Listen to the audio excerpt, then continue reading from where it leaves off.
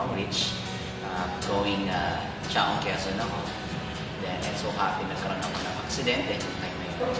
At nung ako, yung aksidenteng yun, nagkaroon ako ng 3rd degree burn and 2nd degree burn.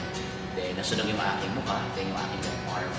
And after nung na-aksidente ako, hindi ako nagpadala sa hospital kasi para sa akin, nagtapos ako sa aking uso pagdating sa natural medicine. So, ayoko yung gagamot sa akin, maliban sa akin.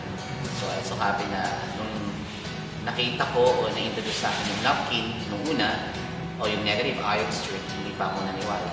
So, ginamit ko muna, which is yung very traditional and conventional approach. So, naglagay ako ng mga topical use, topical ointment, then at the same time, yung mga boost pad na yun. But it so happens, lalong lumala yung aking sunog o yung fever. One of my friends nagsabi na gamitin ko na yung napkin. But first of all, syempre, nagulat ako, na-surprise kasi how come yung napkin makakatulong doon sa aking sunog. But then, we're talking about pala yung negative ion o yung strip na yun. So, it so happened. So, wala sino bang ayaw gumaling o sino bang ayaw mabilis yung recovery rate. So, ako ginamit ko yung napkin. So, instead of using boost pad, so napkin yung aking tapal doon sa aking sunog sa left arm.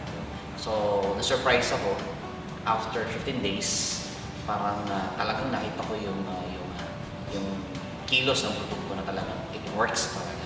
4 days ako nag-decide bago ko siya ginamit. So, after 15 days, so doon ko nakita yung napakagandang effect mismo